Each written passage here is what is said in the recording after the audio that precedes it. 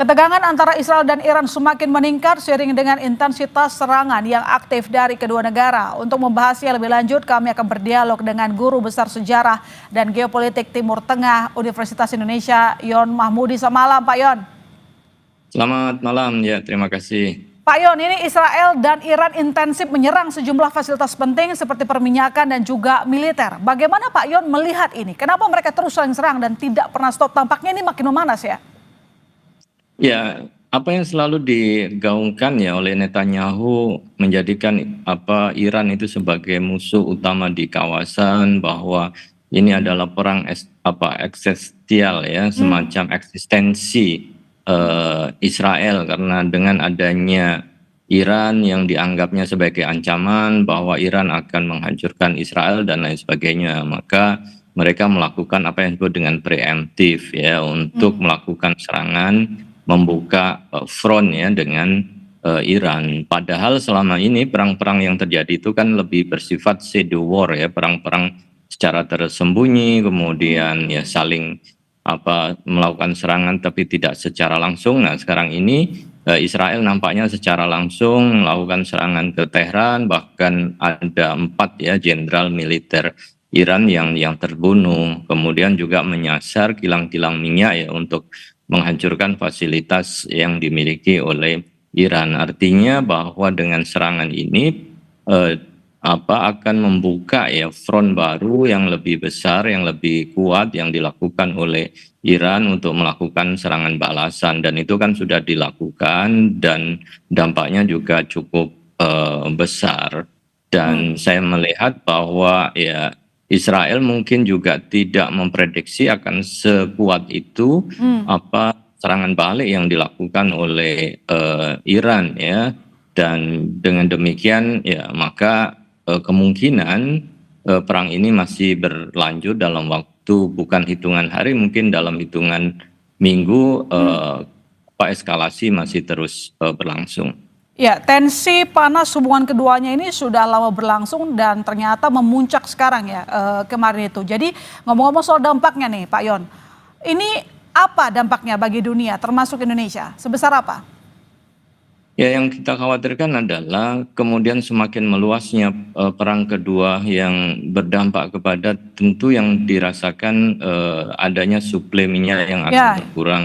Target-target yang dilakukan oleh Israel itu kan juga menghantam ya sarana-sarana kilang-kilang minyak, dan juga Iran melakukan hal yang sama. Selain basis militer, juga kilang minyak juga diserang. Nah, kita tahu bahwa beberapa negara besar seperti Cina, kemudian Jepang dan beberapa negara yang lain itu mengambil minyak dari Iran. Artinya kalau ini kemudian berkurang atau dihancurkan, pasti ini akan menimbulkan suplai minyak yang kurang, termasuk juga tempat-tempat seperti di Teluk Persia, kemudian Laut Merah yang menjadi lalu lalang ya bagi pengiriman minyak juga akan terhenti, dan dikhawatirkan akan mengganggu suplai kebutuhan energi ya di global. Nah, saya kira ini akan mempengaruhi ekonomi secara global ya. Ya, ancaman kepada negara net importir minyak termasuk Indonesia ya Pak Yon? Betul, iya. Dan memang itu yang dikhawatirkan saya kira. Ya, dan kita khawatir juga harga minyak bakal melangit gitu ya. Baik, Pak Yon, serangan Iran ke Israel dilakukan di tengah agresi Israel ke wilayah Gaza dan juga Palestina gitu. Bagaimana kira-kira kondisi ini berdampak bagi warga Gaza? Nah, apa yang dilakukan oleh Israel kan kita lihat ya bahwa selama ini dukungan internasional terhadap Israel kan semakin berkurang. Bahkan Amerika, Donald Trump sebelumnya kan juga meminta agar perang dihentikan. Nah, guna untuk kemudian memperkuat dukungan ya dunia internasional, Israel kan ingin menarik kembali ya Amerika untuk bisa bersamanya. Kemudian negara-negara lain seperti Inggris ya maupun juga Prancis, ketika Israel diserang oleh Iran, mereka berharap bahwa ya negara-negara itu akan membantunya. Termasuk juga dalam beberapa hari terakhir ini kan juga ada permintaan agar Amerika bisa membantu Israel di dalam melakukan serangan terhadap Iran. Tapi nampaknya Amerika tidak mau melakukan serangan, namun akan membantu di dalam hal pertahanan ya Israel menghadapi Iran. Ya, dan kalau kita lihat juga ini Presiden Amerika Serikat Donald Trump bermuka dua ya, Pak Yon. Beda omongannya dalam waktu dekat begitu. Bagaimana Anda melihat sikap Amerika sejauh ini? Ya itu yang sulit diprediksi ya Donald Trump ya pagi berbicara apa nanti sorenya bisa berubah. Yang ini yang kemudian menjadi sangat dinamis. Tapi kalau kita lihat pada satu sisi Donald Trump mengatakan bahwa Amerika tidak terlibat dan tidak mendukung serangan Israel terhadap Iran, tetapi pada satu sisi itu juga digunakan oleh Donald Trump untuk menekan Iran agar mau kembali pada rundingan nuklir karena kalau tidak mau melakukan perundingan menerima tawaran deal dalam nuklir itu serangan-serangan brutal akan terus ya berlangsung akan dialami oleh Iran. Tapi nampaknya kan Iran tidak menyerah sampai di situ ya, Ya, bahkan ya. justru Iran malah melakukan serangan balik dan itu juga dampaknya juga cukup besar ya di wilayah Israel. Ya, situasi makin panas, kedua negara saling serang. Lalu sejauh mana tindakan Israel dan Iran ini bisa memengaruhi kondisivitas kawasan Timur Tengah, Pak Yon? Nah, kita lihat bahwa memang sebenarnya posisi Iran beberapa sekutunya kan sudah mulai dilemahkan ya. Syria sudah dilemahkan oleh Amerika karena sudah berganti rezim sehingga tidak mungkin melakukan bantuan kepada Iran.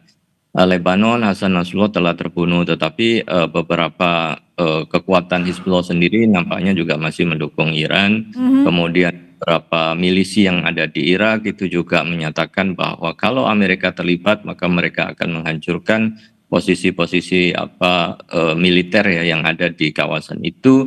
Dan tentu yang sekutu utamanya adalah Houthi yang ada di Yaman yang nampaknya juga dalam waktu yang bersamaan juga akan melakukan serangan. Nah, dalam hal ini maka kemudian tentu Israel tidak mau rame-rame diserang oleh beberapa milisi yang dibawa komando oleh Iran. Maka dengan alasan itu Israel berusaha untuk menarik Amerika agar ikut terlibat membantu Israel. Tapi secara umum sebenarnya perang ini nanti akan terjadi hanya antara Israel dan Iran saja karena negara-negara lain nampaknya enggan untuk terlibat di dalam peperangan, bahkan Eropa sendiri juga tidak mau ya terlibat dan tidak ada Ya, alasan ya. untuk terlibat di dalam peperangan ini. Ya, kita berharap situasi ini jangan berlarut-larut ya. Kembali lagi soal Ya. bisa mengganggu juga kepada Indonesia terkait dengan impor minyak nantinya. Terima kasih Pak Yon telah bergabung di Kompas Malam. Ya, sama-sama. Terima kasih. Assalamualaikum. Waalaikumsalam warahmatullahi wabarakatuh.